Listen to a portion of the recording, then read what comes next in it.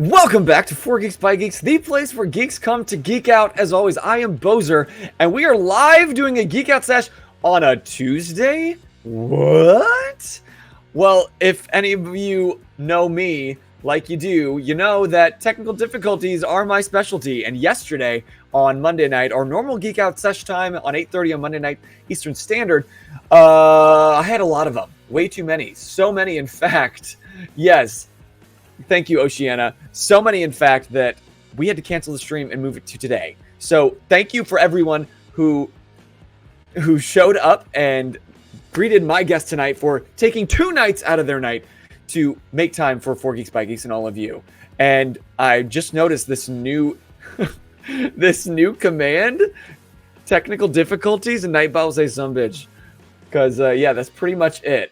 That's what happens when I buy my own merch, the technical difficulties merch, which you can buy in our online store, and everything comes to fruition. It's cursed item. Buy it for your friends who you hate. But welcome. If this is your very first time onto 4 Geeks by Geeks, welcome. We love you. And we are geeking out. We do this every Monday with creators, streamers, cosplay artists, photographers, all kinds of geeks from all over to let them geek out loud about their passions, and so that I can geek out with them, and so can you. But if you are watching back on YouTube or the podcast after the fact, then we love you. Thank you so much for making time and donating a portion of your life force for 4 Geeks by Geeks. Welcome. Oceana's in the chat here on Twitch. So is Alex. So is Zero Dang Gaming. Zeroden Gaming. Zero Dan Gaming. So Squishy. Welcome, you guys. Oh, we got a full house. I love this. Thank you guys for hanging out on a Tuesday night. Is this weird or what? But if you are tuning in, you can find that you can use Command QOTD for the question of the day. And because my guest tonight is an indie tabletop game creator with 10 years of experience and tons of games under his belt, I want to know, what was one of your favorite childhood board games? What was a board game that really got you started? Oh, thank you, Zero Dan Gaming, for following. Love you. Thank you so much. What was a game that you played as a kid that really got you started? For me, I think, well, of course, it had to be Candyland. That was the game that I chased my sister around the house, begging her to play with me, and somebody play with me. Hi, Ike. Welcome. Thanks for tuning in. Excuse me. My video is a little laggy-ish, but my voice is fine. Thank you for letting me know, Alec. We're going to make do for now. Yeah, I loved Candyland. I loved Monopoly, because it was one of the games that I could just like murder my sister at. But tell me if anybody played this game. It was kind of like Clue, kind of like Mousetrap, kind of like a mixture of both, and it was called 13 Dead End Drive. Anybody know this game? It was like a murder mystery game, but more murder than Clue. And you could die in so many ways, and it was so fun. And I'm not sure I ever played it the right way. I just liked that you could die, and I was a child, so I don't know what that means. Zero Dan Gaming says, Vince knows one of my favorites, Uno, if you can count cards, then Monopoly. Can you count cards? Are you that good at counting cards in Uno? Squishy says, Battletoads, my childhood game. Oh my god. Actually, if you scroll way back in our YouTube, I think there was a time when PK and I were playing some retro games while we were streaming. And I think we turned it into a video. I don't know. You might be able to find it on our YouTube. But that's okay. Squishy, board games, video games, whatever. Oceano says, guess who? Clue or Monopoly? Ike says, yes, I played that. I was getting ready to say that game. 13 Dead End Drive? Hell yeah. Yes, thank you. That literally just like hit my brain right now. Oceana says, I've heard it, but I never played the game before. Oh my gosh, the game of life was good too. So we go from 13 Dead End Drive about death all the way to spin that rainbow wheel about life.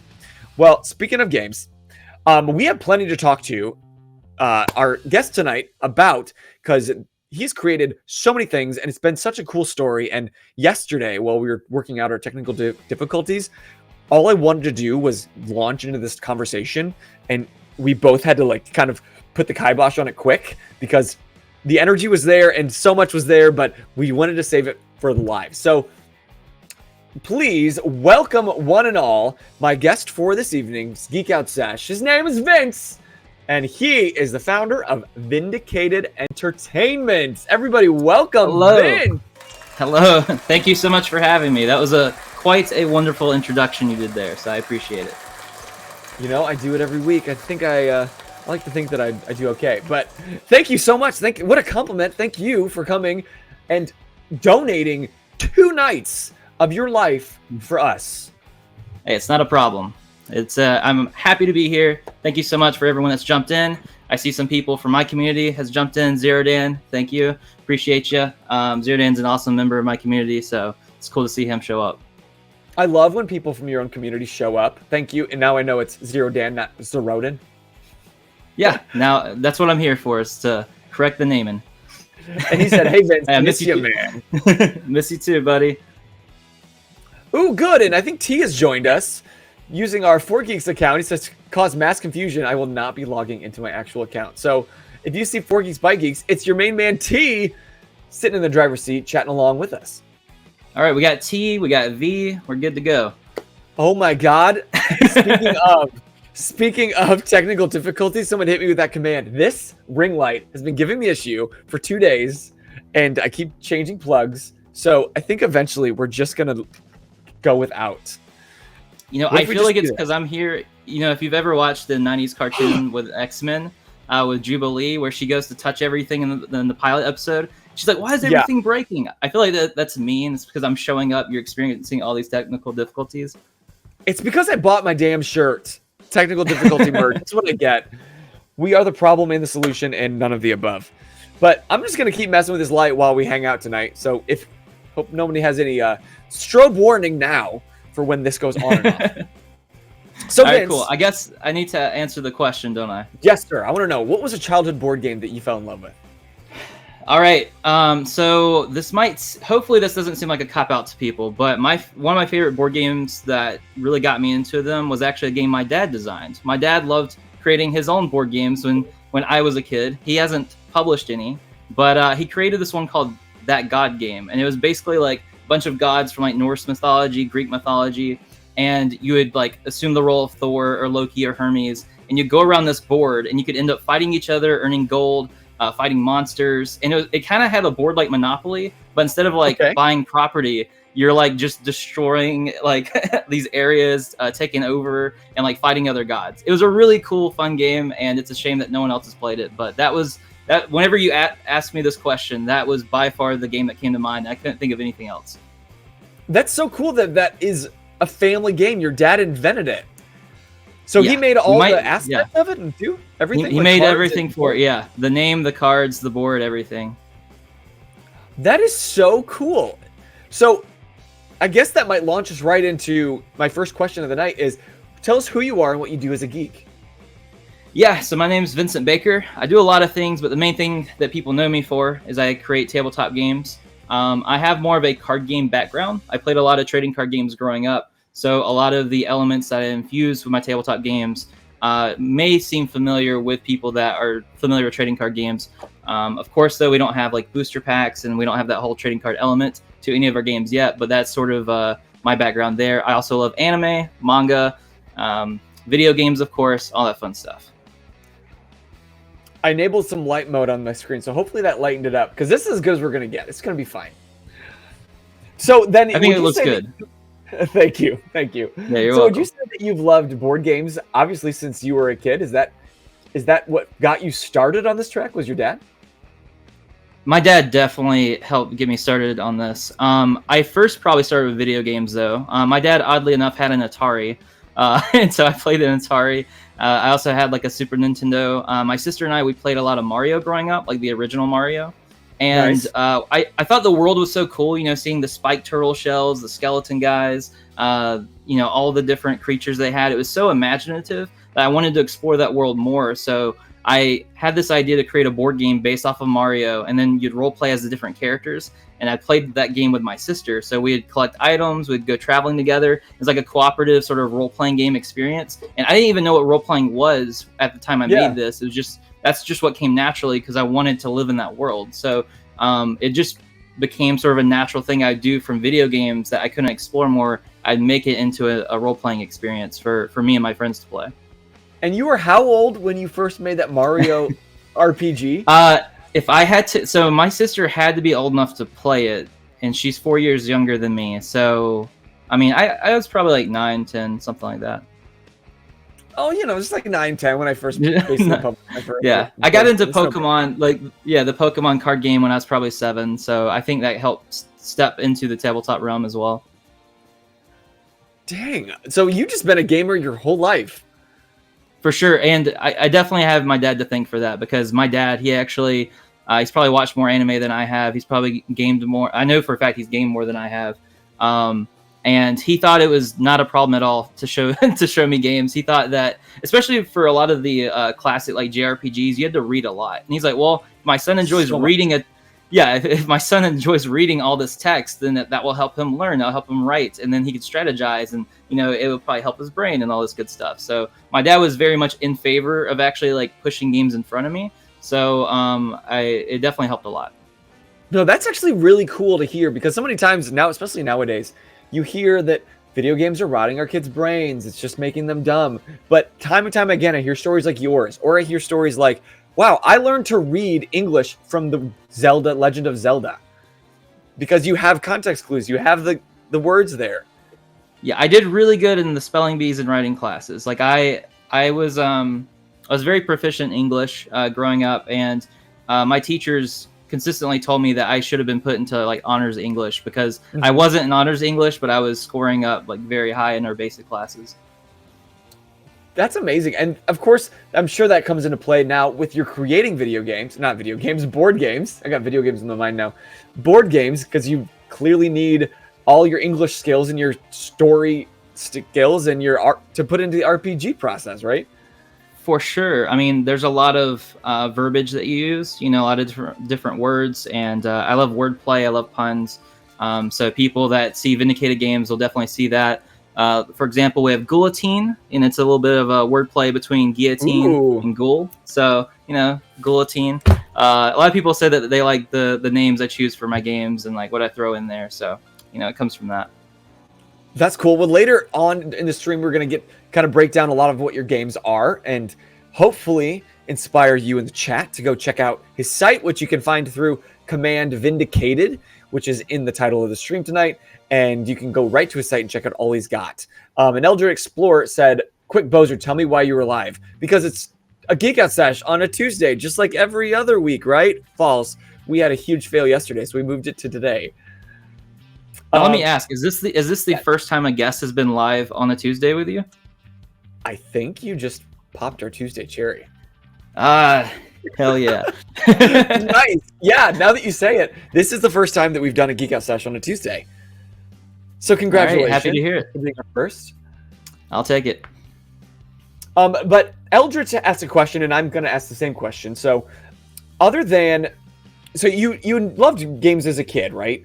But then as you became an adult, like what really moved you to think, I want to start creating board games, and then I hope to make a living off of board games? That's a great question. So it's kind of two answers for this one. The first one was I got thrown into an entrepreneurship class in high school. I don't believe I chose that class. I think I just got thrown into it. I wasn't interested in it necessarily. But I had the same teacher the previous year for multimedia, which is something I did enjoy doing. So I was like, okay, well, I like the teacher, so I guess I'll settle for this entrepreneurship class. And in the class, you have to choose a business for you to work on. And I was like very much like a cruising C student, everything but English, because English was natural for me, but everything else, it was like, as long as I make a C, I'll just pass, I'll just cruise along. And so in that class, I was like, okay, I'm just going to buy candy wholesale. Everyone loves candy. I'll just sell each candy bar for $1 and then make an easy grade and then just pass. Well, my teacher knew that I loved art. She knew that I loved writing. I was very creative. And she said, Vincent, I would let other students do this, like some other students maybe do this if I could tell they weren't passionate about something. But I know that you're very creative, so I'm not going to let you do this. If you do this, you automatically get an F. You fail everything.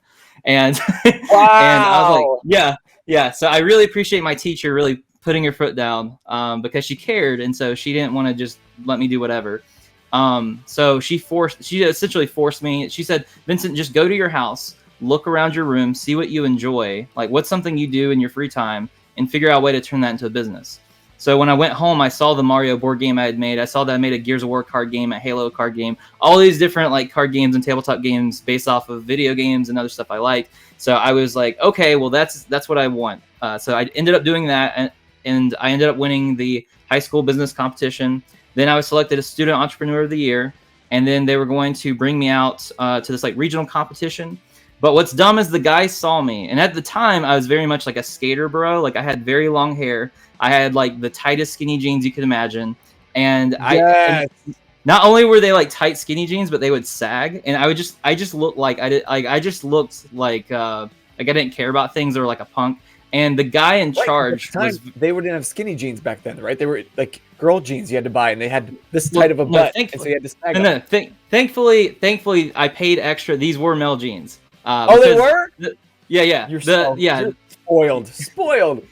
Yeah, I paid for it. The girl jeans were a bit much, but anyways, the guy in charge saw that I had like the really long hair. He saw that I was a punk. He's like, there's no way that guy actually cares about his business. So he actually he canceled my invitation.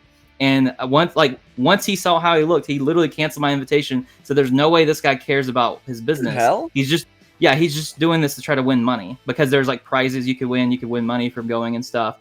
And so he literally canceled my ticket. I didn't get to go. So my teacher, like, she sent him a pretty fiery email, and I never went with that one. But I'm gonna send that zine that I made to her to forward to him, so he knows I'm still doing this. But that's the first answer there. And then the second one is I actually went to college for video game design. And because I initially was like, okay, cool, I love video games too, so I was getting more into the video game aspect. But I realized I hated 3D modeling, I hated programming, I hated like a lot of the video gaming aspects, like behind the scenes. I hated. Right. Yeah, I hated the technical stuff. I'm way more of a creative writer type guy, and you still have that in video games, but a lot of time, especially back then, it was the people doing that were the higher ups, and if you're on the lower end, you have to do the technical aspects for the people higher up who's creating the ideas. Yeah. So now, the reason that you go into all these games, you wouldn't even get to do unless you climbed the ladder or started your own company. Exactly. And, now there's a lot of indie games, so a lot of people get to be creative on both fronts. Yeah. But, a lot of people have ideas, but it's one thing to have the idea, and it's another thing to have someone working on all those other aspects. And it was just, I don't know. I was just thinking, like, the tabletop stuff, it's very tangible. And it also brings friends together, brings people together. So I love the idea of everyone sitting around the table, being able to fill the dice in your hand, being able to fill the cards, and being able to bring out a story and a world from that. Yeah, I can so relate with that, because that was one of my favorite things growing up, was like game night. Even if you had friends over or just with your family, there's just nothing the same. And fortunately and unfortunately, with like COVID and just everything being streamlined, so many things have gone virtual, including our own TTRPG campaign and our own D&D campaigns, which is great because we can play from a distance. But I so miss sitting around a table and having that live interaction and feeling the dice and having people show their minis and getting to see it in person. Yeah, it's good to have the option, and I'm very thankful to have the option, but it is also very different. It's not quite the same. By the way, for the record, I did not say COVID was fortunate. I did not start COVID, no matter what they tell you. Also, Eldritch said he's been writing a D&D campaign, and you make board games? So yes, Eldritch, stick around, because I think you're going to pick up some great helpful hints tonight, because later I'm going to find out, we're going to find out more about his games, and I'm going to pick his brain about how you even create a board game. So before we get into all that, hello, your dude, Eli. Welcome. Sorry, got thrown off. Before we get into the specifics of the game, where do you get your inspiration for the games that you have made? Yeah, so inspiration really comes from anywhere for me. It can be a video game I'm playing. Just earlier, I was listening to a YouTuber, and he just said a word, like a phrase that I'd never heard said before. And it's not even a phrase. It was just like he was just saying something, and he described something in a way where it just gave me an idea for like, oh, okay, wow, those are two words, like when put together, sound really cool. And it started inspiring this whole game in my head. So it's really like I try to take inspiration from anywhere. Anything's an opportunity, in my opinion. Like you can look at it and just be like, okay, like this is a potential creative opportunity for you. For the games that I made, Otherworlds is my tabletop role-playing game I made. It's future fantasy, so it's very much about the fantasy adventure, but with some sci-fi sprinkled in. The inspiration from that is definitely my childhood. Whenever you're a kid and you're playing with your friends and you pretend that you're seeing invisible enemies and you have your swords and your Nerf guns and you're shooting those things around, and right. I made up this whole game out of it where I actually had like currency that we had earned, and I'd role play different characters, and we'd actually basically LARP, and I didn't even know what LARPing was, but as a kid, that's what I did. And so Otherworlds just stemmed from my childhood imagination and came about that way. And a lot of the inspirations from that was an amalgamation between things like the Lord of the Rings, all the way to like Ratchet and Clank and Halo, to Borderlands later, and different anime I'd watch, and Final Fantasy. So it was just like taking elements of each of those things and combining them. And why the hell not? If you're as bright and resourceful as you are, like, why not take the best of all these things that you love and put them together?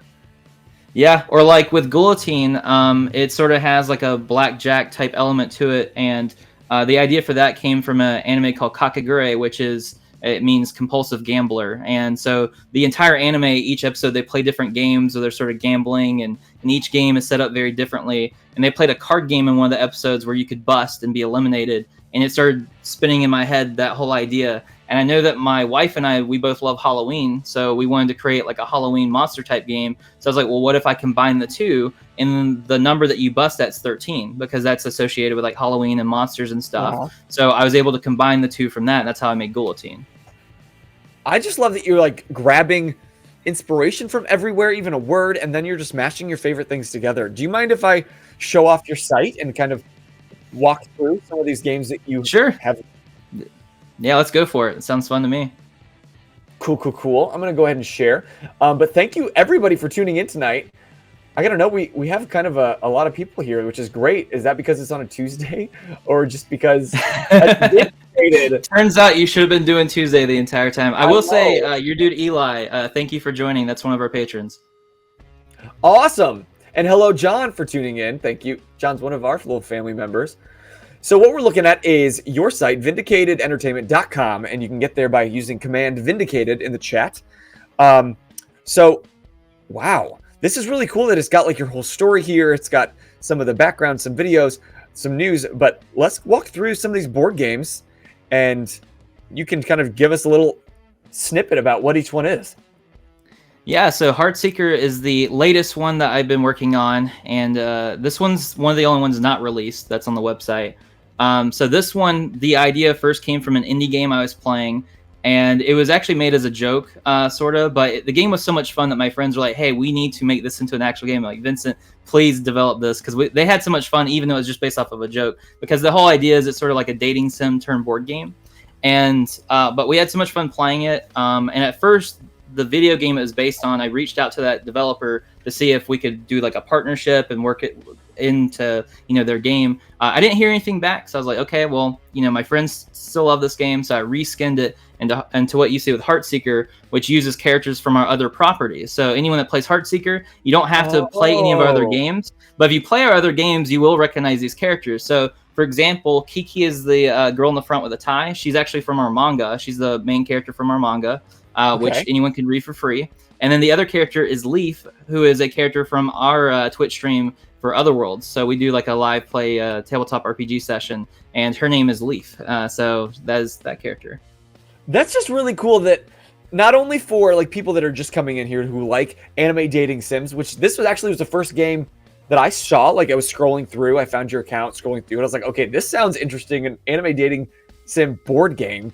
I need to have this guy on the show and talk about it. So this is what drew me to you. And I don't even play anime dating sims. I just thought, like, that's so fun. But for like your super fans that love the games you've already made, this is like a love letter to them, as they can write love letters to your characters. Yeah, or if that's the first game you play, you can be like, oh, I really like this character. Where are they from? And then you can find out, and then you could see their media, and then find out more about that character that way. So it works both ways. That's so fun. Okay, so then how does that play? Like, after it gets funded fully by Kickstarter, you can go to the website and fund them now here at Learn More, right? It takes 30 Possibly. minutes. I don't remember. Ages 14. Well, okay, let's find out. 14 and up. Oh, there you go. Yeah. Takes you straight to this. Yeah. So that's kind of like this. Yeah. So how do you play this game? Yeah, so the game's pretty simple. I love creating games that anyone can dive into and learn very easily. To me, it's very frustrating whenever you pick up a cool-looking game, and then you spend hours trying to debate the rules, reading the rule book, and you can't figure it out. So with Heartseeker, the objective is the first player to win over 3 characters wins the game. As you play the game, 3 of the girls will enter into the lineup, and then you'll basically play different cards from your hand. There's 3 different card types. You have moves, you have favors, and you have actions. You can play up to 1 of each during your turn. Move cards are the different symbols, and each girl has different symbols that she needs in order for you to win her favor, which counts as a point for you. So, for example, a character might need adventure, a little bit of humor, and a little bit of, let's say, smarts. So the player who plays the last one of those move cards on that character ends up winning her favor and getting the point. It's a bit tricky, though, because you can only play 1 move card a turn typically. So whenever you play the move card, other players might be able to play a move card and snatch her up before you, but they might not have the right cards in their hand, because a lot of actions, though, will change the way the game's played. So some actions will allow you to play 2 move cards, so you got to watch out for that, or they allow you to look at a player's hand and discard cards from it. So there's a lot of interplay, there's a lot of like sort of take that strategies, and the characters themselves all have effects. So whenever the character enters play, it may say everyone draws a card. Or whenever you gain the character, you and another player discard your hand. So there's a lot of things that change up the way the game's played. The one that always gets me is there's a character that whenever she enters play, everyone switches their hand to the left. And then whenever someone gains her, you all move your hands to the right. And so I'll have like the perfect hand. And then I'm like, okay, good. I have a good setup. And then as soon as she comes out, she moves my hand to the left. I'm like, no, that was the perfect hand. So there's a lot of chaos to it, but it makes it very fun. Anyone can dive in. Action cards are basically the effect cards, and then favors are another interesting card added to the mix. Essentially, every favor corresponds to a single character in the game, and if you play that favor when that character is in play, you automatically gain that character for your point. However, anyone can discard a favor from their hand to negate your favor. And someone can discard a favor to negate any negate favor or any other favor played. So they just negate each other, and you can use it as kind of like a screw you. I don't want you to gain the character, so I'm going to keep it that way. So it's just it's a crazy time, but it's a lot of fun. I love that. I'm hearing rules, like some of my favorite aspects from some other card games that I love to play, and you just combined them. This is brilliant. Okay, let's keep going. Like I have inspiration that comes from everywhere. So does my game design. I take inspiration from different areas and put it together. There's also like a little info card that everyone has, because I love that idea of someone like having like, okay, right in front of them, it tells you that you can play 1 of each card type. It shows you a picture of each card type, so you get it in your head, and it also tells you like when you draw your cards and stuff like that. So if you do have those questions, you have that reminder card for every player, so they don't have to keep asking you, or they don't have to look through the rule book. They have it right there in front of them. That's brilliant. That's so helpful, and I love games that provide you that. So thank you for being one of them. Let's talk about spell slingers, because I saw that this was something that was kind of integral to the beginning of your story. So what is spell slingers? How did this come to be? Yeah, so spell slingers came to be. Wow. Okay, so this is okay. Let me try to condense this answer. Technically, in 2012, I was inspired by a song that had a song lyric that said, "I'll bite the bullet just to save myself," and I thought that sounded cool. So I made a game out of a poker deck called Bullet, in which you essentially play cards back and forth, and you want to play a higher number or the same suit to essentially cancel the bullet going at you, and you go back and forth until a player can't do that. And if you can't continue playing cards, you have to bite the bullet by flipping the top card of the poker deck over and hope that works out for you. If it doesn't, you're out of the game. But if it does, you keep playing the game, and it essentially shoots the metaphorical bullet back and forth until someone gets eliminated. So that was in 2012, and then in 2015 in December, I was thinking like, okay, I have Otherworlds released, but I was running into this issue where I'm like, hey guys, I design tabletop games. Here's my game Otherworlds. And it's like, okay, I want to show it to you, but to show it to you, we have to schedule a session to like make a character and to show you the game. And like showing someone a tabletop role-playing game isn't something you can do in 5 minutes. So no, you need like 5 hours. Exactly. So I was like, it was kind of like an issue I was running into. So at December 2015, I was like, okay, let me make a card game where essentially I can easily take it with me anywhere I want. It's very simple, easy to teach people, very fast, and it's fun. So like, it needed those 5 things. And so I had thought about Bullet that I made years ago, and I was like, okay, that's a cool core like premise that I can use. But what if there were special effects added? So like, what if you had cards that allowed you to draw extra cards from the deck, or cards that allowed you to discard cards from players' hands? What if you had characters that changed the way you played, so you can have a character in play that allows you to play extra cards per turn? Or have like an extra life, things like that. So I was like, what if we sort of like gamify it, sort of mix it up with like Yu-Gi-Oh! Or Magic the Gathering? And it ended up becoming like a really fun game. I was testing it out and ended up publishing it in 2017. And a lot of people that play it call it either aggressive, like very aggressive Uno, or like Uno meets Magic the Gathering. So that's Spellslingers, and we've currently sold almost 1,000 copies, and that's all been through me, no distributors. That's just been through me, like going to shows or selling them off my website. Wow. So, yeah. That's remarkable, actually. And because you said your company, where I read in something you sent me that Vindicated Entertainment is now 10 years old. Is that true? Yes. So, like I was telling you a little bit before we started, it wasn't. It started off more as just a fun project for me, and I was doing some graphic design stuff. And I wasn't really selling games that much until 2016. I was selling some of the Otherworld stuff. 2017, I got the card game out there in a big way.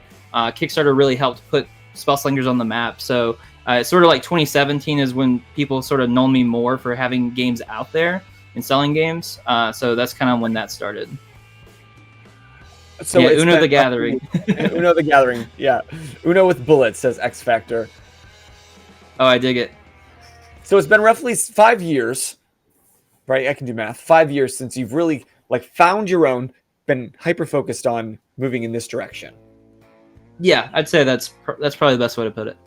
So let's see. 4 Geeks by Geeks is now 3 years old. So in 2 years, I should have a full-time business selling interviews. That tracks, right? That's the timeline. Well, they tell you not to compare yourself to other people. It can be a dark road that you go down. Oh yeah, we talk about that a lot on this channel. That comparison just leads you nowhere. But it's hard, and I'm doing it anyway. Try to stop me. You can't. It is tough. No, like before I even hopped on, I saw someone else was like, "Hey, this guy started 3 years ago and is more successful than me." Oh, okay, well, I'm just doing what I can. Okay, well, let's talk about that a minute since we're kind of on that subject. Again, if you want to find out more about his games, we're going to keep talking about them throughout. But if you're curious about the specific board games used, command Vindicated and go check out behind the scenes. What would you say has been the major factor in your success? Because yes, you've been doing this for 10 years and you've had a passion for board games for quite a while. But since you kind of chose this trajectory, I would say, or I guess I don't know how successful you feel you are. You can answer that. How successful do you feel like you have reached success, or at least the level of success that you want in that 5 years? And how did you get here? I would say I feel like it would be wrong of me to say that I haven't reached any success.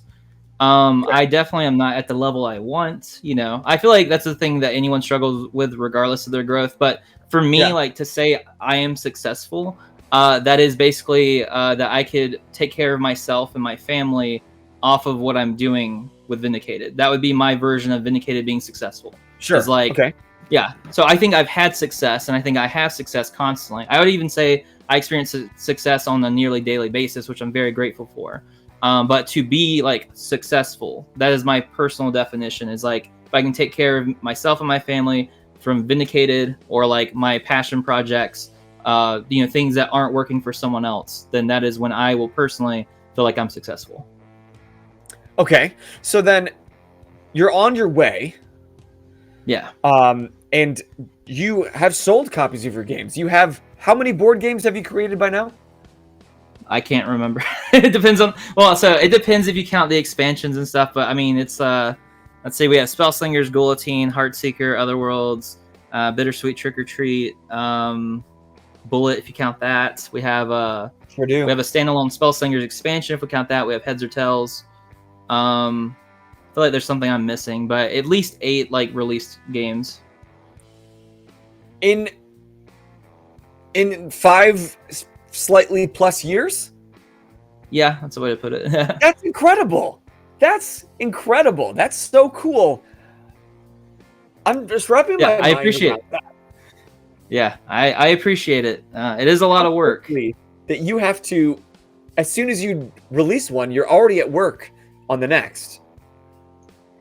Yeah, I'm constantly, like, even right now I have like 30 games, like just like game documents, and most of those will never see the light of day, I assume. Sure. A lot of those actually go onto our Patreon where people can see. I think I honestly have over 100 game documents of unreleased games that may never be released, but like on my Patreon, that's one of the things that people can see is like behind the scenes games as I work on it. And sometimes they can see that a couple of years later, a game that was just lying there the entire time will be made or brought to the forefront. But yeah, I just throw in all my ideas and all my game design stuff on my Patreon as like a behind the scenes thing for people that care about that. And I think it's actually very good for people that are interested in tabletop game design, because you can see like how a game designer's brain works and all the ideas I have. And maybe they'll inspire you. You know, I'm not so protective over like my ideas. It's like, I mean, obviously you don't want someone to just straight up rip you off or just copy something verbatim. But I'm not someone either that is like, oh, well, it's my ideas. And because everyone, you know, my dad always told me that ideas are a dime a dozen. And there's been several things that I've made and released, and I've seen other people release later, and they sort of got credit for the ideas being first, even though I can prove that I've technically done that first or whatever. And it's fine. I don't harbor ill will for that. Clearly. I forgot to mention Legendaria. That's another game I released, and I released like 6 expansions for that. So there's that one. So which for those watching, Legendaria is a tabletop role-playing game, but it's designed to be played through your phone. So you send text messages throughout the day, and the rounds are played on a daily basis. And you can play with anyone around the world at any time. You can play on anyone's schedule. It's very, very different and very fun, I might add. But obviously, I'm biased. Is that something you can get? Oh, I found it's available right now. Yep, it's available now. We have the basic. Yeah, we have the basic core rulebook, and then we also have the core rulebook plus all the additional content modules. Oh my god, I'm staring at it now on the website. Use command Vindicated to look at what I'm looking at. Find it under RPGs. I'm gonna read that later. I got excited. So then, yeah, it's crazy. Anytime we have someone play, their experiences vary so wildly, because everyone's assuming the role of different legends, and there's over 100 legends in the game to play as, and they each have very specific, interesting roleplay characteristics and abilities, to the point where like 2 philosophers might end up meeting each other, and instead of fighting each other, they're like, hey, let's just sit down for a cup of tea and wish each other luck, and they'll just be discussing philosophy the entire day. And it's like 2 of your friends that's never even met in real life, but they're just having this discussion in a chat window, and just, I don't know, you'll have like Blackbeard like attacking like Camelot and all kinds of fun stuff. So it's a crazy time. I love that that's what RPGs do. I could talk all day about just RPGs specifically, but you have I'm like, it's like I could keep going on. Let me just zip it a bit here. That's for later. So what I'm curious, how does one begin? Oh, what's up, She Anime? Thanks for the raid. Pew, pew, pew. What's up, She Anime? How are you guys doing tonight? We have it. That sound. Thanks for chilling out. Thanks for hanging. We are geeking out with Vindicated Entertainment, an indie tabletop game designer, created 8+ board games in the last 5-ish years, and he's not done. This is Vincent. Thanks for geeking out with us. Stick around if you want to know more about what goes into making board games, what kind of board games he's made. You can use command Vindicated. And coming up in a bit, we're going to play Kiss, Marry, Kill with some of Vincent's favorite anime characters, as well as some other random shit that I threw in there just for fun. Yeah. So I have not seen this, by the way, guys. I don't know what's coming up with that. So if you want to see me surprised and answering this as best as I can, then stay tuned. That's what they're here for. But I was asking, what is the process to creating a board game? Because if I was tasked with such a challenge, I would have no idea where to start. Yeah, unfortunately, this is a very hard question to answer, because there is so much to making a board game.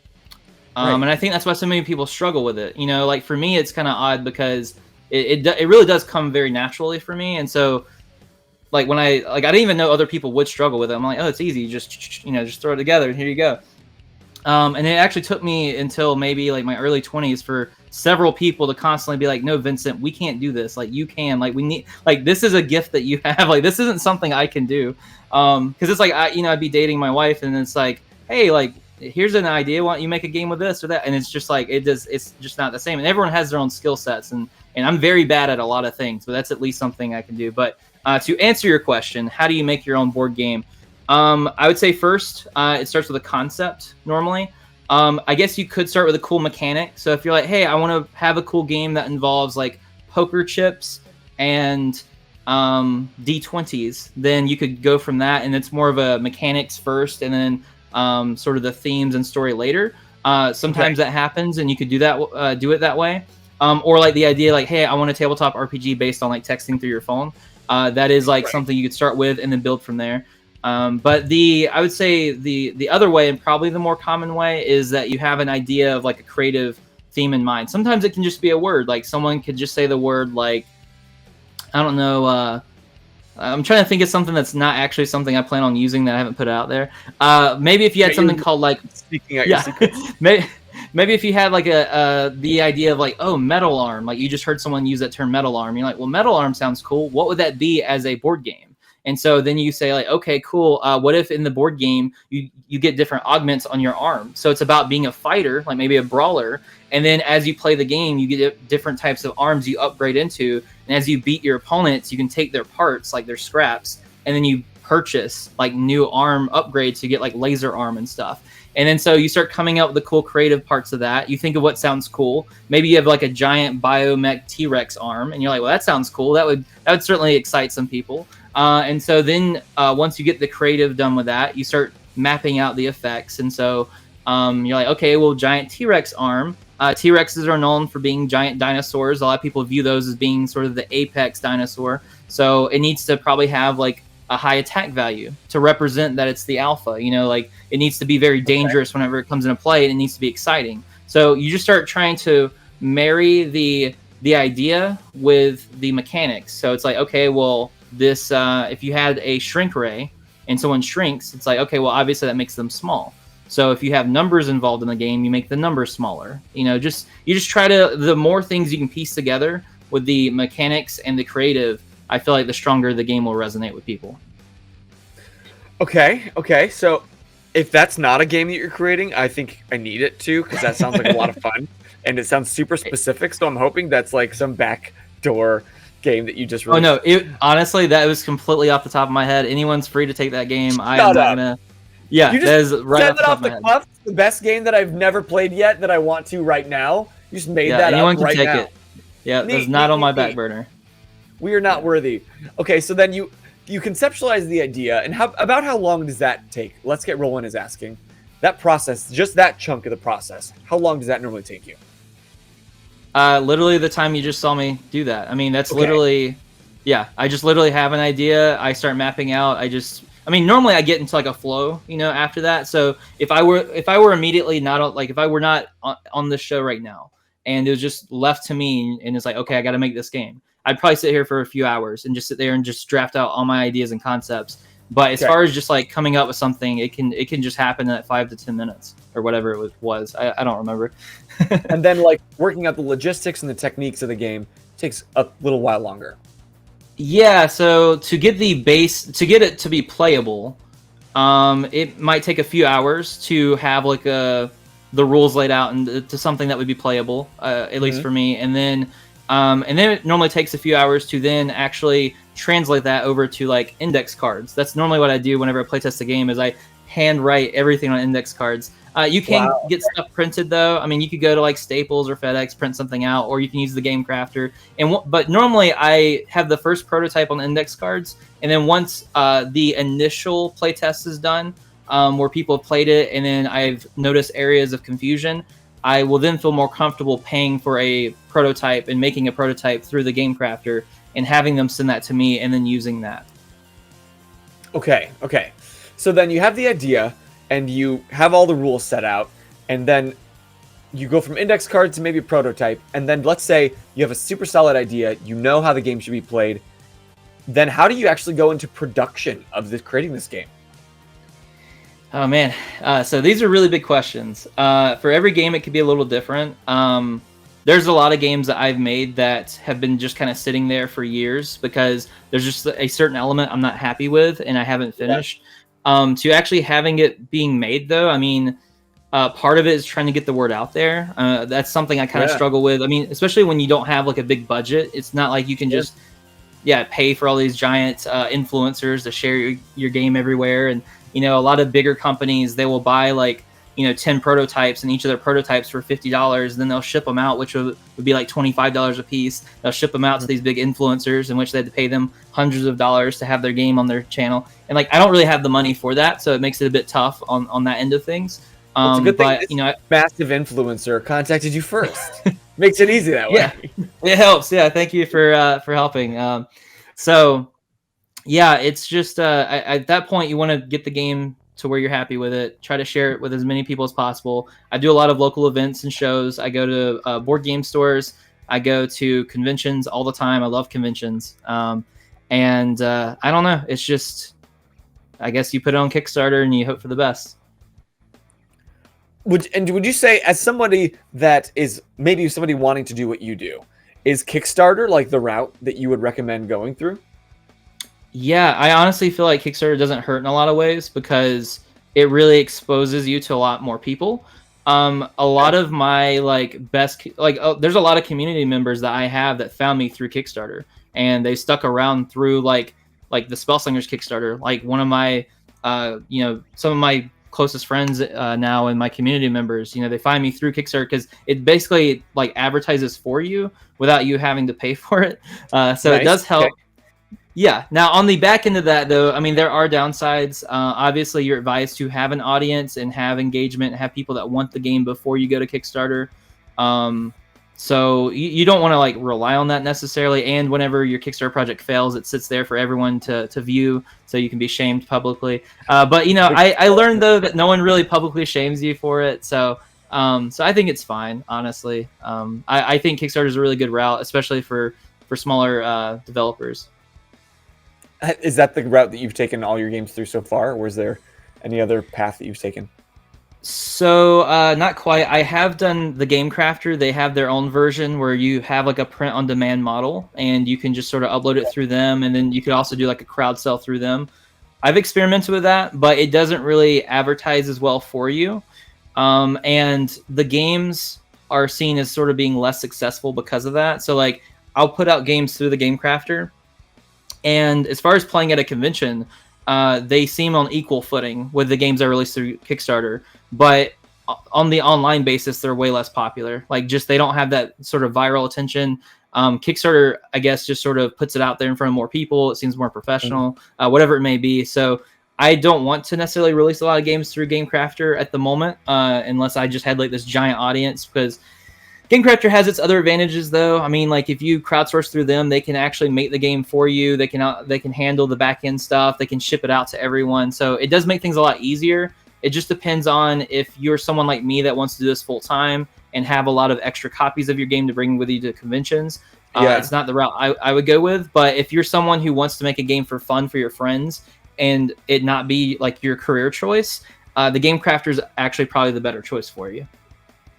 Because I'm sure that product on demand is like pretty clutch, so you don't have to have those it can be inventory. And it can be a good way to show off your game, get it out there, see where the demand is, and then bring it to Kickstarter later. Oh, that's a good idea. See, look at this businessman, as if you've done this plenty of times prior. Yep. But you mentioned that definitely have. You mentioned that this is something you want to do full time. Creating games, being a game publisher, is something you want to do full time. And we mentioned before we started streaming that you also have another full-time job that you are working in league with both of these things happening at the same time. 2 full-time jobs. Speak to the person, maybe it's an entrepreneur out there, or it's just someone that wants to lean into their passion like you are, and doing everything that you also have to do with your other full-time job. How do you find the balance, and where do you find the time, and how do you not lose your damn mind? Okay, well, I do think it's very important to, like, I always like to analyze things, see what's working, what's not working. There's an 80-20 rule. I can't remember the official name of it, but essentially the idea between the 80-20 rule is 80% of what's positive is coming from 20% of what you're doing. So just constantly analyzing the 20% of work that you're doing that's actually giving you the 80% of results helps a lot. So again, for so those who missed it, not me, those who can't think that fast. 80% of your results is coming from 20% of what you're doing. So you constantly want to shave off the extra work you're doing that's not providing the results and double down, triple down, quadruple down on the 20% that is, and just continuously do that. It also helps that I very much specifically set aside time for my wife or for my friends or for my family. If I feel burned out, I'm not afraid to walk away and to try to enjoy personal time or whatever time it may be. Good for you. Now, granted, I am very lucky and fortunate that I can work so much without feeling burned out. You know, it's something that, you know, I do feel like I can sort of extend myself a bit more than someone else might can before feeling burned out. Trying to think of what else to say to this, but yeah, I mean, like, for example, last year I was doing around 12 to 15 streams a month, and I was thinking, okay, this year I want to cut that back because it's not my main focus is to do some of these streams, but I still love the community interaction I have through my streams, and it still helps the business some. And so I do think it's important, but I want to see if I can cut this back and not really lose the results, but also gain that time so I can put it elsewhere. So I cut it down to roughly 7 streams a month. So I gained a lot more time from cutting it from 12 to 15 to 7. Half the time. Yeah. And on my end of things, it's been the exact same. Like, I've lost like nothing by cutting it. So it's just been nothing but time that I gained, and I can put that elsewhere. So just constantly analyzing. Of that 80% of your success comes from 20% of your doing. So that extra 7 streams was not part of that 20%. So you just cut them out, and you haven't lost success. That's interesting. I'm actually going to be thinking about this. That 80% of your success comes from 20% of your doing. I've never heard that. And and they say too, and they said that you can actually apply that to the rest of your life too. It doesn't have to be business. I mean, that's the way that my mind sort of thinks of it mostly, but it's something that's helped me a lot. So there you go, everyone. Have you guys heard that in the chat? Anybody else hear that, or am I the first one that has never heard that before? Let's Get Rolling had a question in the chat. It said, other than outsourcing, like through the product on demand or through whatever you're doing to print the games, what other outsourcing do you do, example, for the art? Because a lot of people were loving the art that they saw at your website. Use command Vindicated to check it out. Yeah, so fun fact, I used to do all the artwork at first, but I learned, here's another rule I learned. If you can outsource someone to do something that will save you time, and like, it's probably better to do that if that's not like your main focus. Even if like what they do isn't even to the full ability that you can, saving that extra time is very valuable for you, so it's worth doing that. Normally it's recommended, like, if they can do it up to like 75% of what you can do, then it's worth doing. But with that being said, I guess it's not directly applicable because the artists I work with are more talented than I am, so that's not directly applicable to that. But I decided, I was like, hey, I need more time to actually design the games and do everything else. Doing good art takes a lot of time. So to answer your question, for outsourcing artwork, thankfully my wife is a wonderful artist. She's actually illustrated all of Guillotine. She did all the art for Guillotine, everything that you see in it. Yeah. So her and I worked on that together. It's our game. So she did that. I was gonna see if I had an open copy, but I don't. Or not next to me at least. But yeah, so she did that. And then I have a friend who is an amazing artist. He did all the artwork for the manga that you see. He done a lot of the artwork for Otherworld's Adventures and for our Vindicated zine, the one that you see on the front page and everything. He's actually so talented. He's done, well, maybe I shouldn't say some of the, I'll just say he's done professional work for really big comics. And I probably can't say which ones, but you would definitely know you would definitely recognize the characters if I said. But I'm just thankful he's my best friend. So him and I work very closely together. We're getting lunch tomorrow.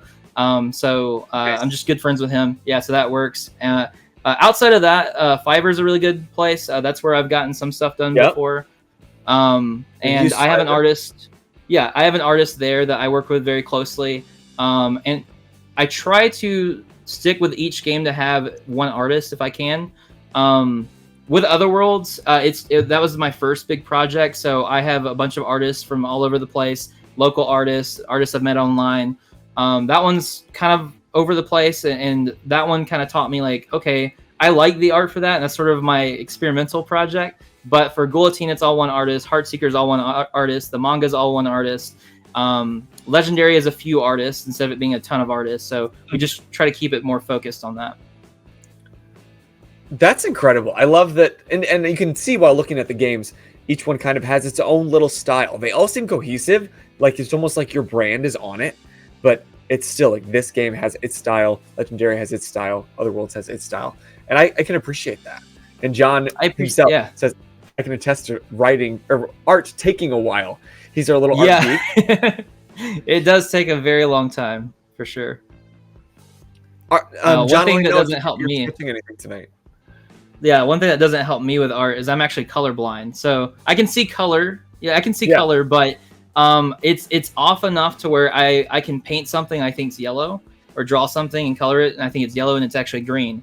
Or if it's red, it's actually brown, so it kind of messes with me a bit. But I have my friends joke with me. They're like, Vincent, you do a really good job picking out like the brand colors and setting this up for someone that's colorblind. Like, this actually looks pretty good.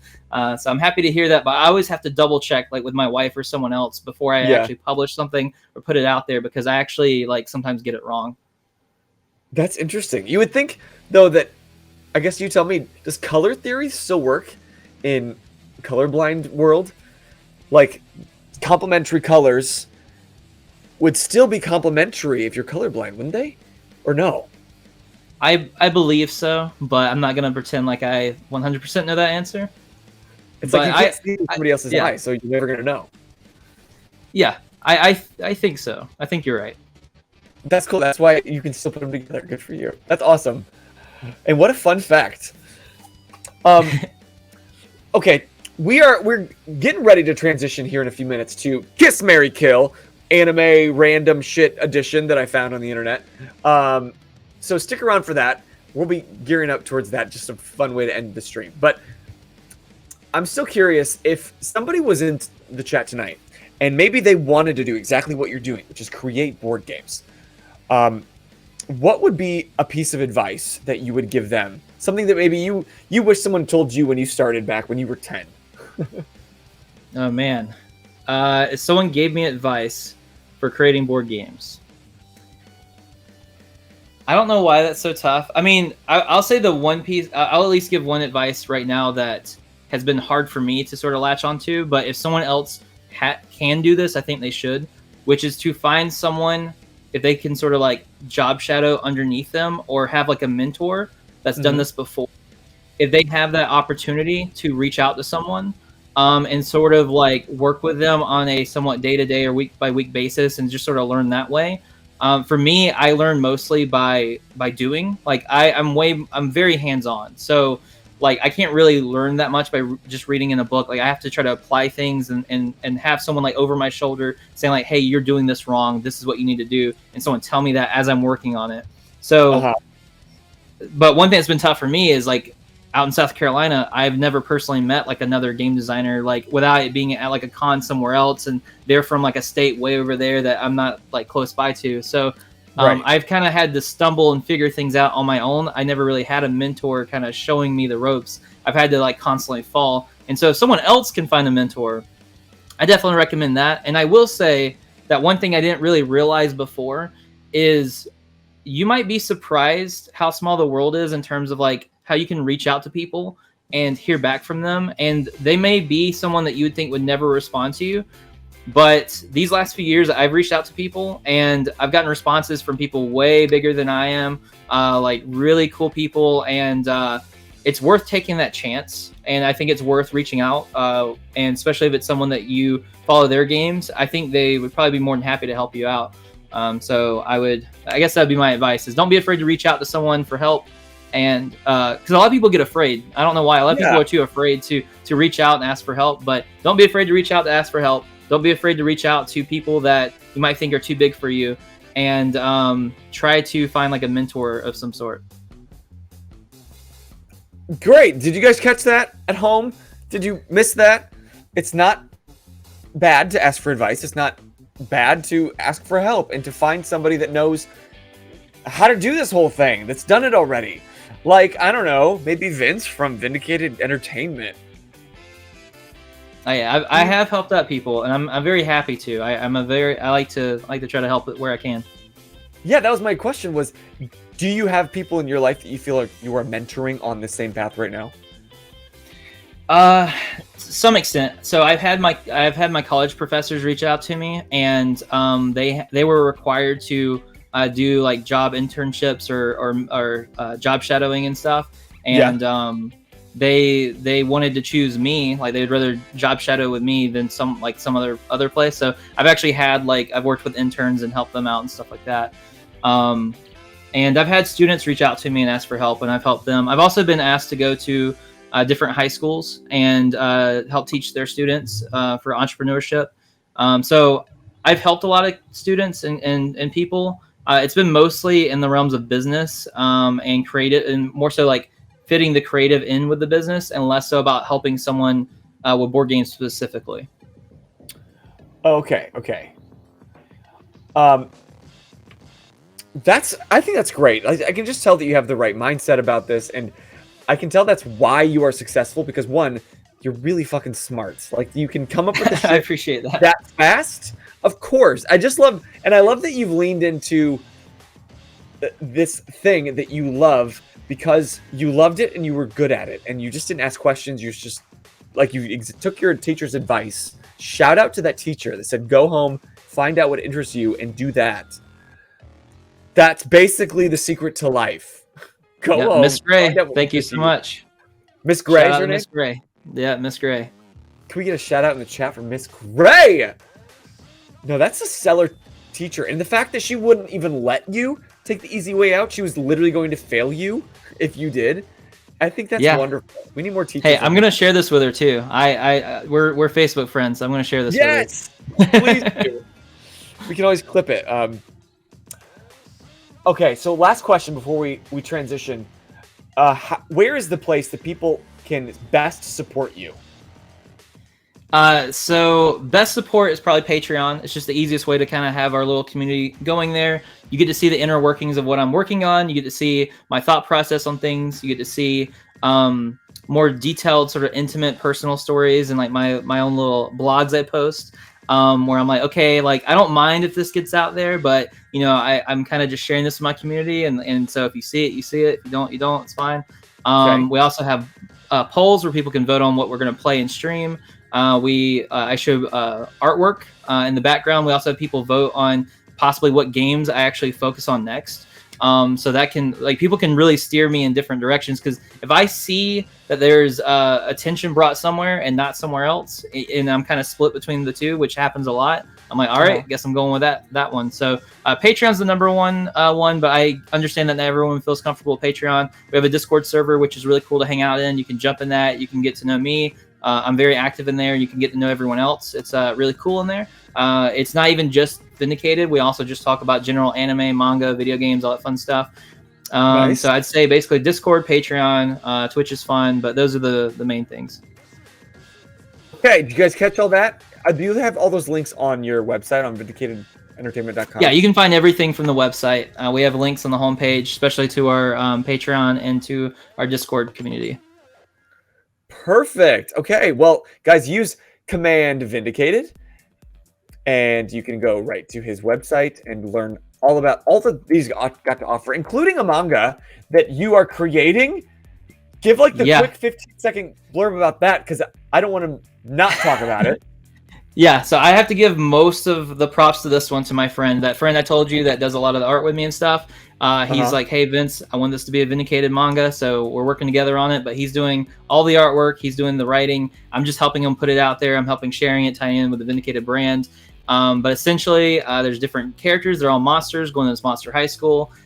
It's very reminiscent to me if you're fans of like Kill la Kill, Scott Pilgrim vs. the World, and like JoJo's Bizarre Adventure. Those are like the three things that come to mind when it comes to this manga. So if any of those ring a bell for you, definitely check it out. It's available for free We have chapter 1 released. We're about to release chapter 2, and chapter 3 is almost done. So you can go ahead and jump in on that. Great! I'm excited. I'm gonna go check out that manga after we're done here. So while we are playing our next game, you guys feel free to continue with some questions. If there's anything that we touched on tonight that you haven't gotten the answer to and you've got some burning questions, we're not done hanging out. So please keep those questions coming in the chat. But we're going to transition a little bit to just a palate cleanser, a little tradition that we do here on 4 Geeks by Geeks, which is we talk, and then we just act ridiculous on the internet. So I'm curious. We're going to play a little round of Kiss, Marry, Kill. And of course, I might run into technical difficulties trying to share this because I don't think it's going to work.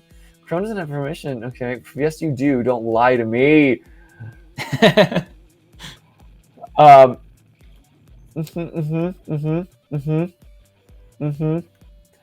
I'm reading and streaming at the same time because I've put together a few different versions of Kiss, Marry, Kill, and I've used some things that actually we got to talk about yesterday because we were talking, when can we reschedule the stream that's not working?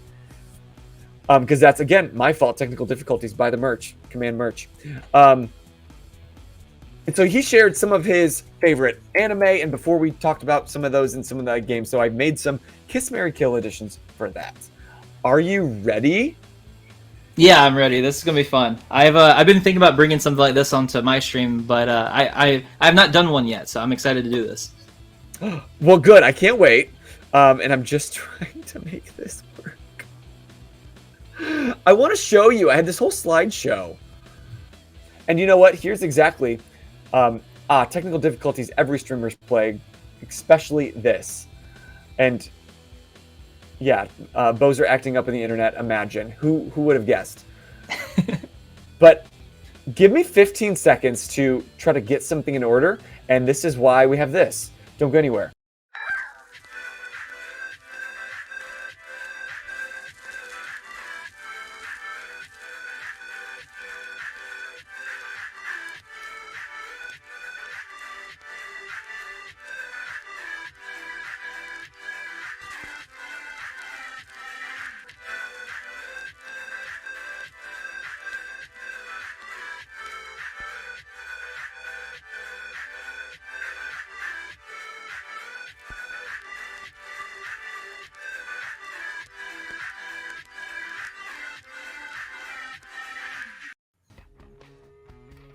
Oh, it's done. I guess it's too not that long.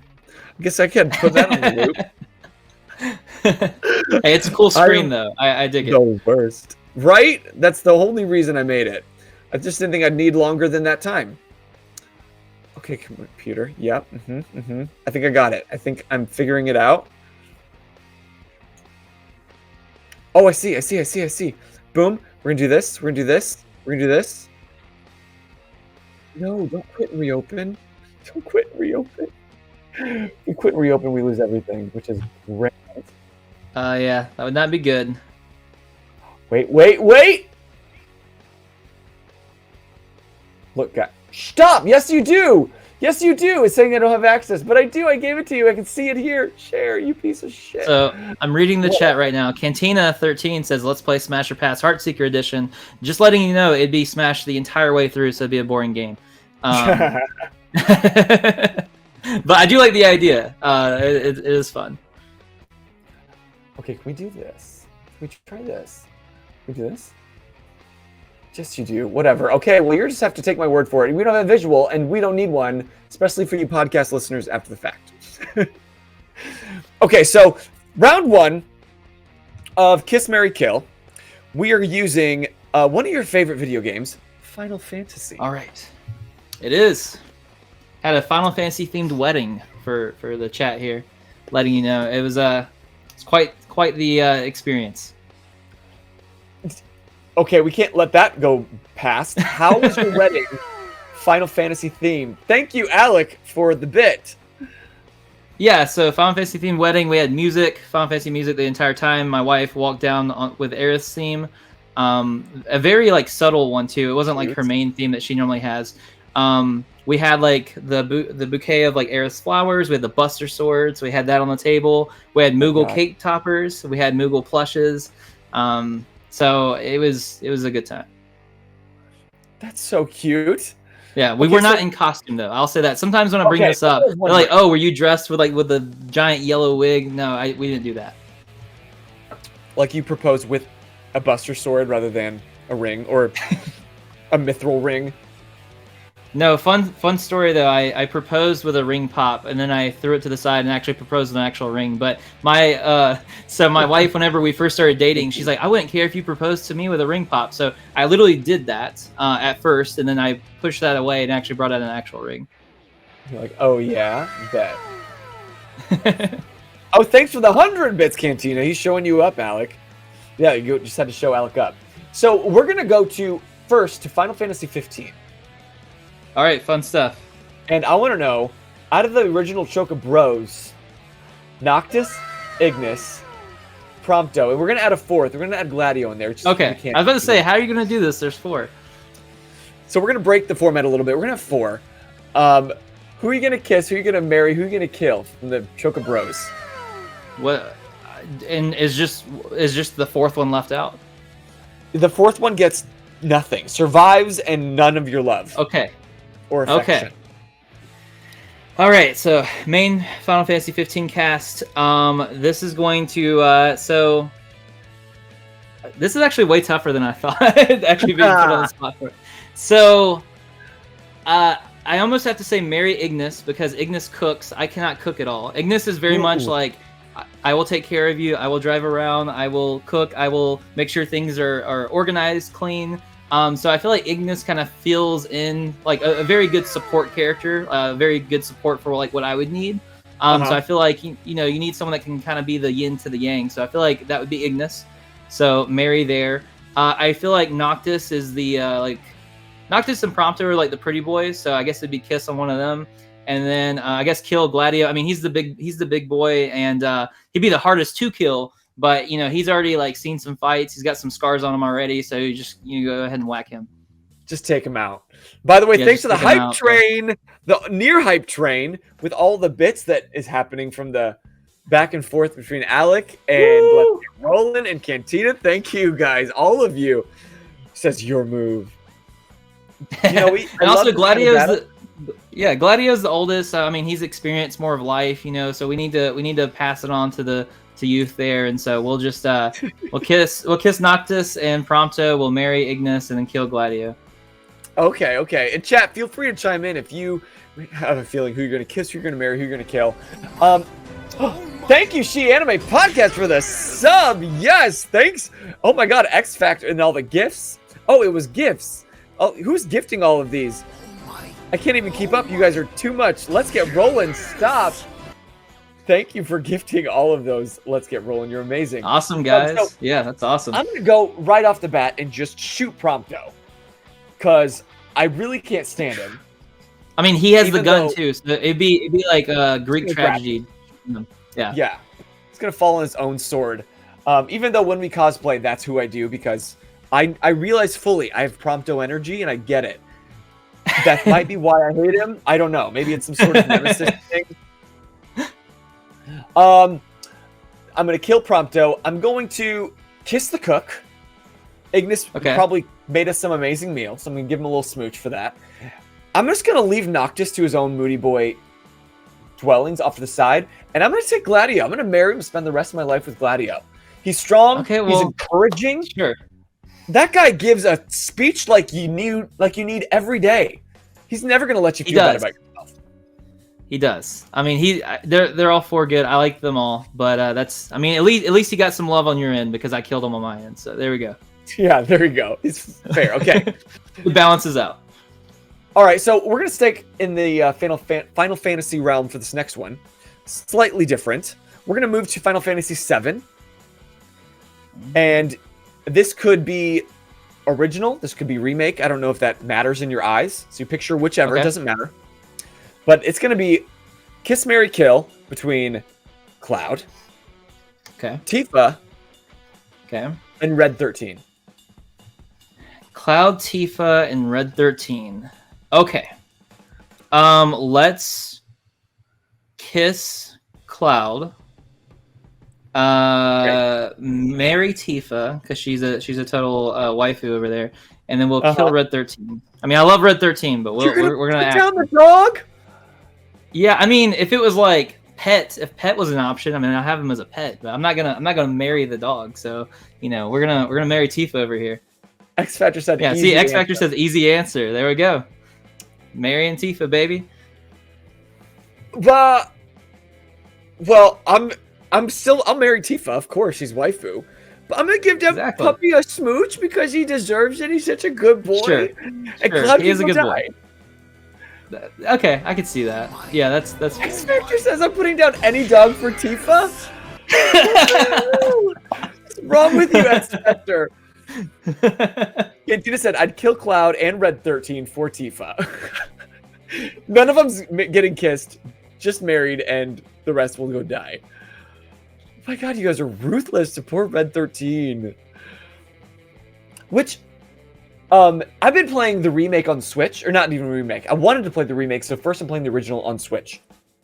Okay. His name is not Red 13 in the... Oh wait, maybe I changed it. Yeah, you probably just changed it. I probably changed it. What happens with games, I play them for a while, and then I get distracted and forget for like months, and then I come back. And I think in my game, his name is Ajax, but I think I changed it. Or maybe that was a suggested name because it wouldn't allow for... I don't know. I was like, what is his name? It's not Ajax. Red 13. Of course, I'm the problem. Let's Get Rolling says, me sitting here like an uncultured swine, never playing any for Final Fantasy ever. Oh my god, will you guys stop with the subs? You're animals! We're in a level 2 hype train right now. This is a Banner Tuesday Geek Out Sesh. Vince, you're making me want to do these on Tuesday exclusively because we've never gotten this much love. Hey, I'm happy to hear it. I'm happy to bring in the bad luck technical difficulties and all the hype train. Wow. You're like the yin to my yang and the yang to my yin all at the same time. Yep. That's what I'm here for. Thank you for the bits, John! 83% of the way to a level 2 hype train. Let's Get Rolling says, yeah, let's stop with the subs. Wink, wink, tongue in cheek. Okay, round 3 of Kiss, Marry, Kill. We're going to move to one of the anime that you said yourself you love. You felt like giving an unpopular opinion, so we're going to ask the chat. How do you guys feel about Darling in the Franxx? If you're not familiar, like I wasn't, I can still show this on stream, apparently. But I can't show Keynote. God damn it. So Darling in the Franxx, I'll show you this, is this anime for those that need a refresher. This guy, this one, this. And it's a mech anime. You were telling me pre-stream that it's a blend of 2 studios that made which anime? Yeah, so you have Studio Trigger, who a lot of the people from that did Gurren Lagann. They did Kill la Kill. They've done Premiere. And then the other studio has done, most notably, Sword Art Online. I believe they also did Ghost in the Shell. So you have those 2 teams combined. This is the only project they've ever done together. So it has an interesting blend of both. And it's definitely just a very interesting experience, to say the least. Which I love. I'm not even the hugest mecha fan, but obviously I love Gurren Lagann and I love Darling in the Franxx. So if it's a good show, I can care less if there's the mecha in it. Like, I'm gonna love the show regardless. Yeah, and I love that art style of like Kill la Kill and I love Sword Art Online. So now I really have to go watch these. And where'd you say you can watch these? Should be able. See, it's weird. So Funimation and Crunchyroll are merging. I watched it on Funimation, but I don't know if it's still there. Like, what's going on with that? I'm sure it's on Crunchyroll, I guess now, but it used to only be on Funimation. But there's a weird thing going on with that, so I'm not entirely sure. Okay. Well, I'm gonna have to find it somewhere. Let's Get Rolling says Kiss and Marry Miku. And X Factor says, gotta be honest, haven't watched it, but she's hot though, in personality too. And Alec was aware. So Miku is a little bit of a hot take. I think Miku's awesome, but she's kind of the tsundere, like hot-headed character that gets pissed off easily. So I'm sure you've seen that type before in an anime. It's fairly, of course, like a trip. Yeah, she's the one that should put her hands on her hip and kind of yell at you and stuff. But they're all really good characters. I actually really love the whole cast of characters. I think that's one thing the show does really well is the characters. You start seeing more sides to them, and by the end of the show, you realize how three-dimensional those characters are. They all go through arcs where they change by the end of it. So it's a real fun time. I love a character arc in an anime. It's honestly what brings me back to it every time. Okay, so in our setup, and maybe we might change it for the chat, I said Kiss, Marry, Kill between Hero, 02, and I'm going to mispronounce his name, Zorome? Zorome? Zorome. Zorome, okay. Yeah, Zorome. All right, so Zorome is the yappy boy that likes to yell a lot. He's actually paired up with Miku in the show. Like, they each kind of have like a partner they have to work together with. Okay. So his main thing is he's partnered up with her. So they're both kind of yappy, and they get on each other's nerves constantly. That's sort of their dynamic, but they still try to have to like work together and like learn to care about one another and how their dynamics play out. Hero is very cool because his whole thing is he's supposed to be the leader, but out of nowhere, he can no longer operate the mech. Like every time he tries, for some reason, it no longer works. He used to achieve the highest scores among his team, and then all of a sudden it doesn't work. And he's like, well, this is my entire purpose. He was basically raised to be a soldier and to fight and to be in this mech, and he can no longer do it. So he feels like his life no longer has meaning. And so he's like, just please, like, show me a sign, like, give me some way that I can actually stay a pilot and actually, live my life the way that it's been built to. And he's not able to until 02 shows up, essentially. But 02 is this mysterious girl, and he's told that anyone that pilots with her on their third time, they die. So a lot of Hero's friends is like, hey, don't pilot with her or you'll die. Like we don't want you to die because you're our friend. And he's like, well, this is the only way it works. So there's this huge complication that comes in. And what's cool about the show is it explains why. It explains all those answers, like all those weird things that pop up that I just told you about. It actually will explain it throughout the show. So you learn why people like struggle piloting with 02. You learn why Hero suddenly lost his ability to pilot. You learn all that stuff throughout the show. So they answer all those questions. And I love when they finally actually give you answers, because so many anime don't, or they just expect you to read the manga to get the backstory. But yeah. I need answers, and I need them now, and I need them in dubbed English because I'm a dubber. Hey, well, so good news is Darling in the Franxx has an amazing dub, and it actually started out as an anime. So while it has a manga, the manga is based off the anime, but it is actually written to be an anime. Great. Yep. Okay. So then, out of those, Hero, 02, and Zorome, Kiss, Marry, Kill. Oh my God.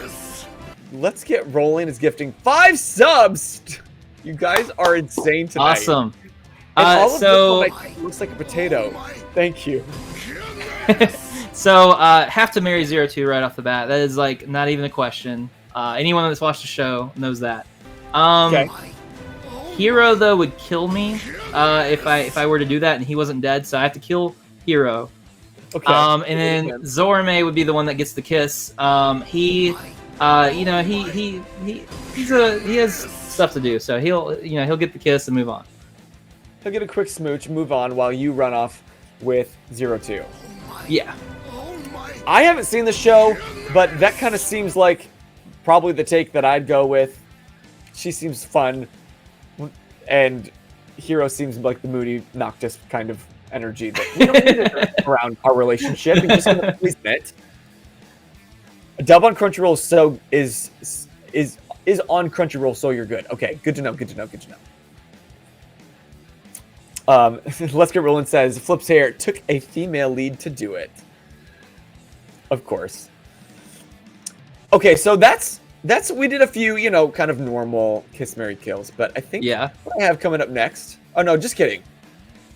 I got a couple wild cards at the end, but first, you mentioned earlier before the stream that you love Gurren Lagann because of this show that's all related, and I shared how much I love that too. So, out of those, I want to know the classic 3: Simone, Kamina, and Yoko. Okay. Who is it going to be? I'm going to show for the chat. We're going to see what they look like. All right. So Yoko is amazing, so obviously you got to marry her. Honestly, the three characters are all amazing, I mean, I don't think anyone can blame me. Yeah, I mean, no one can blame me though for choosing Yoko. So I'm just gonna roll with it. I'm going with Yoko. And I will say though, when Simon gets older, it's one of my favorite character designs ever. Like his adult look is so cool. Oh, he looks badass. Oh yeah, he looks like a total badass. And I won't spoil the show here, but I'll just say because you've watched the show, and anyone that's watched the show will understand this. Because of the way the show unfolds, I will just choose to kiss Simon. And I love Kamina. But I think just the way things play out, I'll just choose to kiss Simon.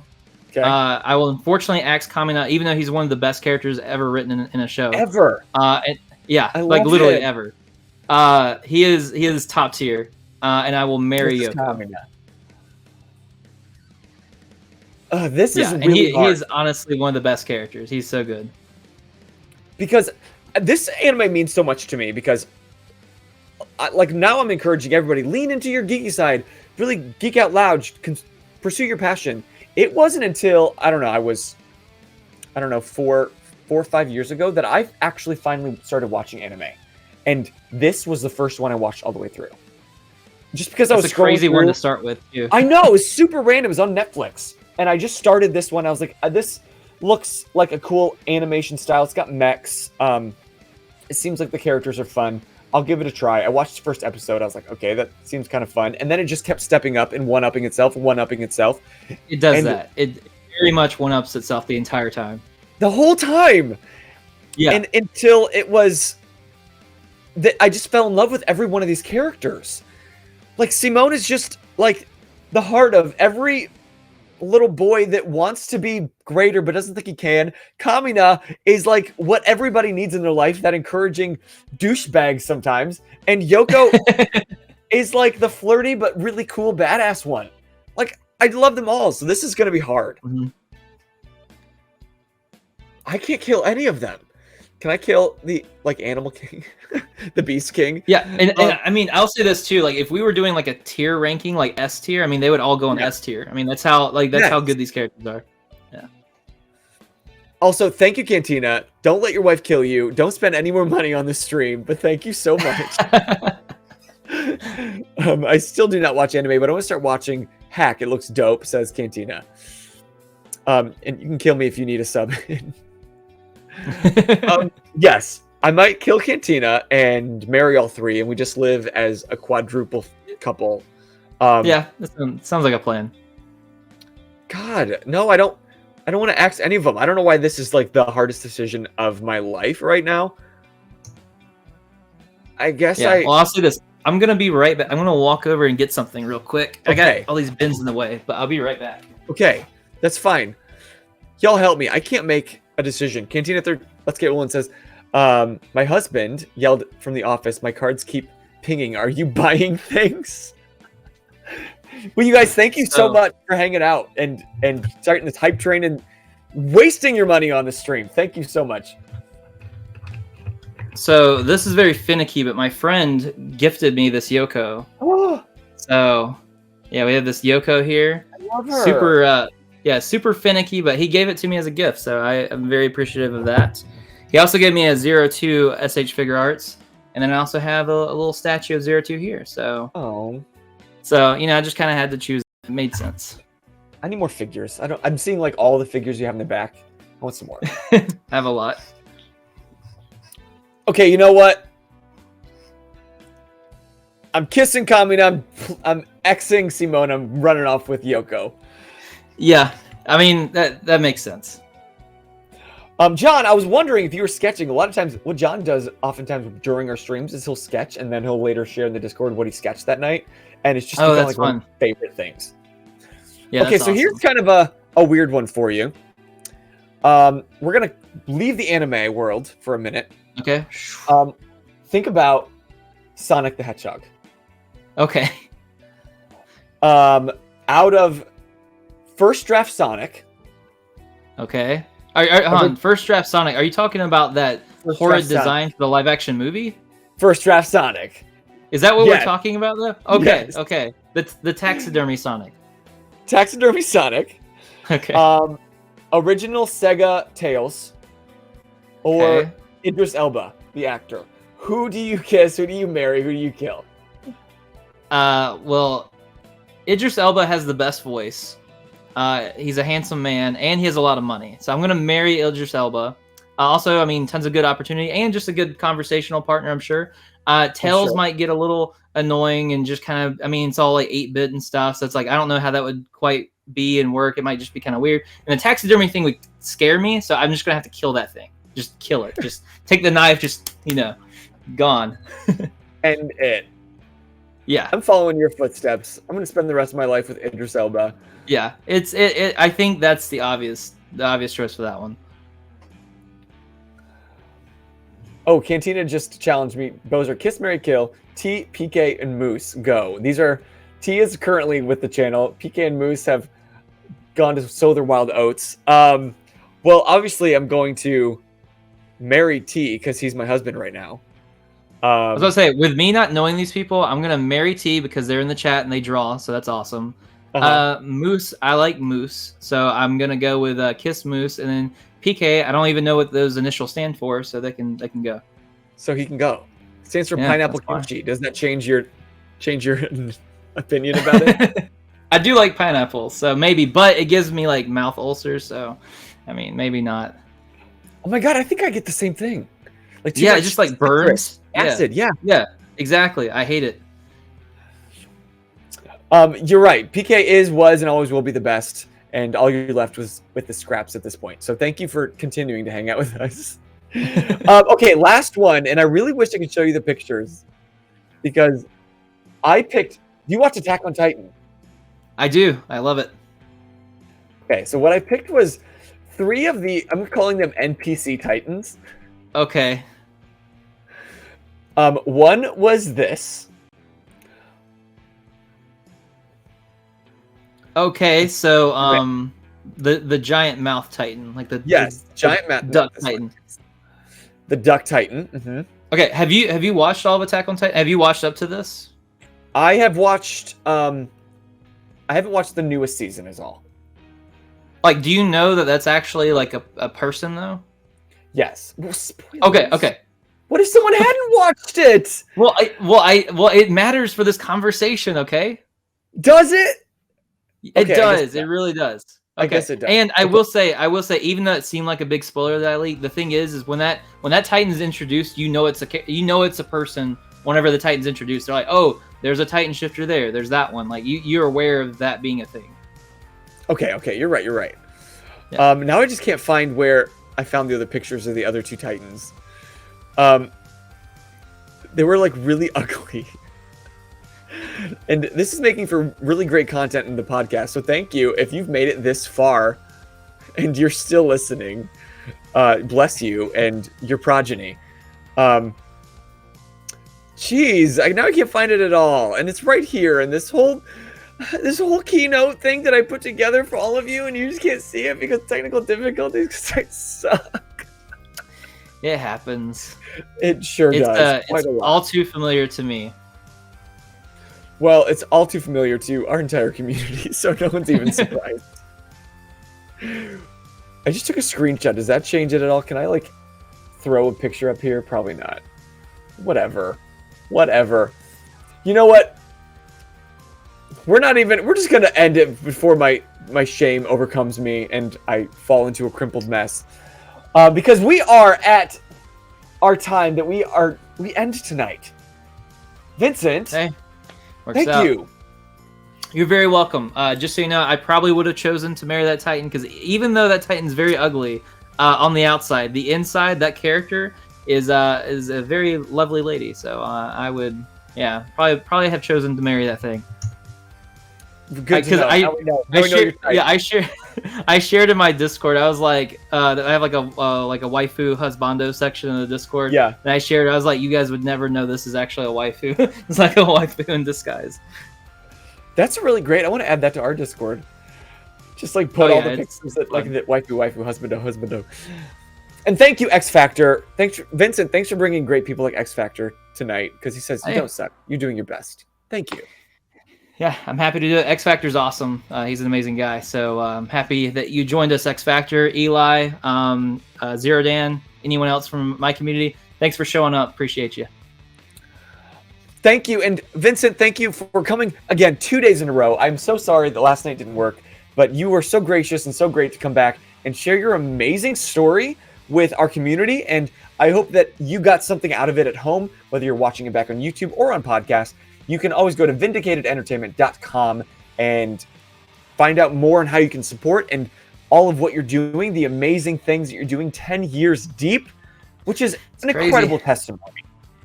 That's a huge testimony. Anyone. So I made this whole digital magazine that anyone can check out right now. It's available for a limited time for absolutely free on the shop on vindicatedentertainment.com. You can download the entire thing. It showcases the last 10 years of what I worked on. If you want to know more about me, the background, the context, the games I've released, all that stuff, it's a great way to see that. It's full of pictures and it's designed to be very fun and easy to read. So just check that out. Like I said, it's available for free on the shop, limited time. Check it out. Nice. We will do that. I got a chance to get a little bit of the inside scoop with that. So thank you for joining us, and I'm going to make my head bed real quick. You're not going anywhere. Don't leave. We're not done. Okay, cool. I'm here. But thank you guys for joining us tonight. Geek Out Sesh with Vincent from Vindicated Entertainment. Come back next week when I will be with Jag Hunter. He is a Star Wars armorer cosplayer, and I'm really excited how he creates those. He's part of his own 501st locally. And then coming up, we've got some more with Freakish Workshop, where he's going to walk us through how to create a Batman cowl during the time of this stream. And then we've got more fun down the pipe. Wednesday, you're going to be live again with T tomorrow. In this instance, where he's going to be painting some minis. And then Thursday is going to be our ongoing campaign of City of Mist, which has just been so much damn fun. So tune in. And if you ever miss an episode, you can always catch up on the podcast or the YouTube. But we are your positive judgment-free place to geek out loud, like we did tonight with Vincent. So Vincent, we have a kind of tradition here that we say at the very end of the stream. I'm going to say my name. You say your name. And then I'm going to say, you just keep. And then you say, geeking out. Okay, I think I can remember this. You think so? I think so. Oh, wait, I'm going to get this. I'm trying to get a raid going first before we... Yeah, which thanks for having me. This has been great. I appreciate it. Thank you again. So, until next time, I am Boser. I am Vincent. And you just keep geeking out. Geeking out. That's it. Good night, you guys. Bye.